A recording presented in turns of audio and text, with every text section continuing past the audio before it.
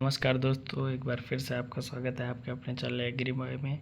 आज मैं आप लोगों को reclamation and management of acidic soil, acid sulphate soil के बारे में बताऊंगा। तो आप सभी लोग मेरे वीडियो में अंत तक बने रहें। तो आइए शुरू करते हैं। एसिडिक सॉइल कौन सी सॉइल होती हैं? ये ऐसी मृदा होती हैं जिनका पीएच 4.5 से 6.5 के बीच में होता है। इसमें एल्युमिनियम और फेरस की अधिकता पाई जाती है और फास्फोरस, कैल्शियम और मैग्नीशियम की डिफिशियंसी होती है, यानी कि कमी होती है। फसलों में जड़ों की वृद्धि धीमी हो जाती है। जो फसलें होती हैं इनकी जड़ों की वृद्धि धीमी हो जाती है।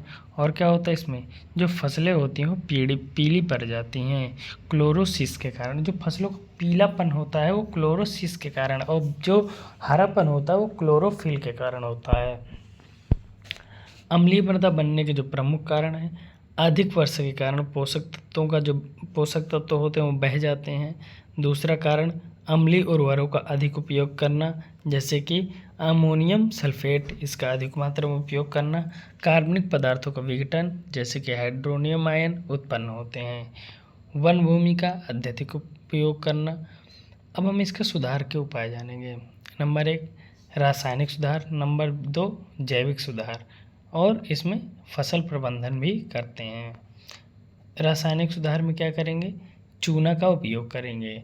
चूना यानी कि लाइम, जिसका फार्मूला होता है CaCO3, और डोलोमाइट CaMgCO3 का होल ट्वाइस, और क्विक लाइम CaO, यह मृदा में पीएच को संतुलित करने का काम करता है। जो पीएच होता है ये उसको इंक्रीज करता है। और ये डोलोमाइट, क्विक लाइम, ये सभी लाइम के ही एक अपर रूप हैं। मात्रा मृदा परीक्षण के आधार पर निर्धारित की जाती है। जो ये लाइम होते हैं इनकी जो मात्रा होती है, क्वांटिटी होती है, कितने क्वांटिटी में डालना है, ये हम जितने एरिया को निरीक्षण करना होगा उसी हिसाब से डाली जाती हैं। जैविक सुधार की बात करेंगे। इसमें कंपोस्ट या वर्मी कंपोस्ट, गोबर खाद का उपयोग करते हैं।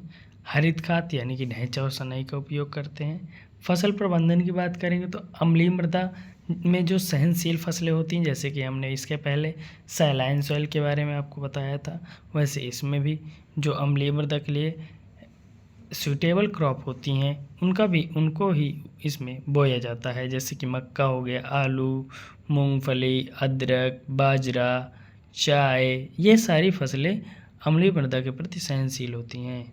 बीजोपचार और जैव उर्वरकों का उपयोग करना चाहिए। दीर्घकालिक प्रबंधन में नियमित मात्रा मृदा परीक्षण और पीएच की निगरानी करना चाहिए। उसमें EC कैसा है, पीएच कैसा है, सार रेशियो कैसा है। फसल चक्र यानी कि क्रॉप रोटेशन अपनाना चाहिए, और उसमें न्यूट्रिशन वैल्यू का भी विशेष ध्यान रखना चाहिए। अब आगे बात करते हैं एसिड सल्फेट सॉइल की। एसिड सल्फेट सॉइल ऐसी सॉइल होती हैं जिनमें सल्फाइड मुख्यतः पाइराइट में मौजूद होते हैं। जो सल्फाइड खनिज होते हैं ये मुख्यतः पाइराइट मौजूद होते हैं। पाइराइट क्या होते हैं? Fe2 होते हैं। जब ये सूखी अवस्था में वायुमंडलीय ऑक्सीजन के संपर्क में आते हैं तो ये सल्फ्यूरिक अम्ल बना लेते हैं, H2SO4 बना लेते हैं। जो H2SO4 होता है ये क्या काम करता है? ये पीएच को रिड्यूस कर देता है। पीएच बहुत कम हो जाता है, पीएच 3 से 4 के अप्रॉक्स हो जाता है। और इसमें पीली परत जोरोसाइट, जो ऑक्सीजन की पहचान होती है, इसमें एक पीली परत पड़ जाती है, जोरोसाइट जिसे कहते हैं, ये ऑक्सीजन की पहचान होती है कि ये ऑक्सीजन है।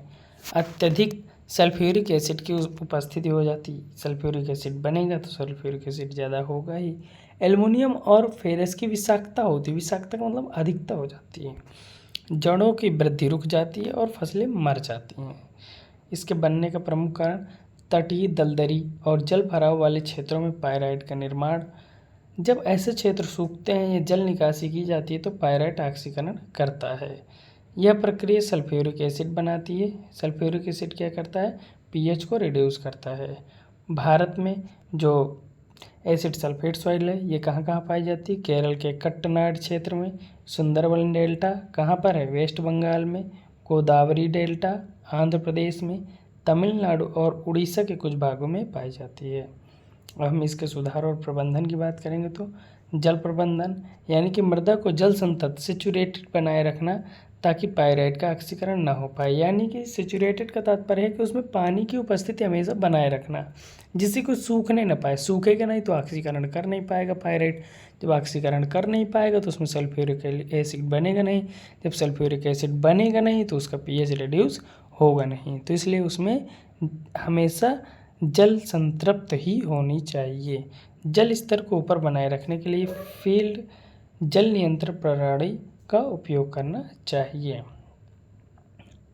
नंबर दूसरी बात, रासायनिक सुधार। इसमें चूना यानी कि लाइम CaCO3 का प्रयोग करना चाहिए, जो अम्लता को यानी कि पीएच को बढ़ाता है।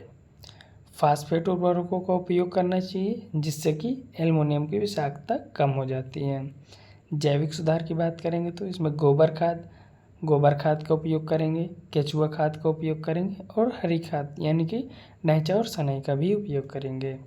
फसल प्रबंधन की बात करेंगे तो अम्लीय में सहनशील जैसे कि धान हो गया, जो जल संतति में भी उगाई जा सकती हैं। जैसे धान ये जल संतति में भी उगाई जा सकती है, तो ये इसमें बोई जाती हैं। सावधानियाँ की बात करेंगे तो एसिड सल्फेट सॉइल मृदा में की खुदाई और जल निकासी करते समय सावधानी जरूरी है। बिना योजना के ड्रेनेज करने से मृदा की स्थिति और ख़राब हो जाती है। तो आप सभी लोगों को कैसा लगे ये जानकारी, सभी लोग कमेंट में ज़रूर बताएं। अगर जानकारी अच्छी लगी हो तो चैनल को लाइक करें, सब्सक्राइब करें एवं बेल आइकन प्रेस करना ना भूलें। जय हिंद, जय भारत, जय जवान, जय किसान।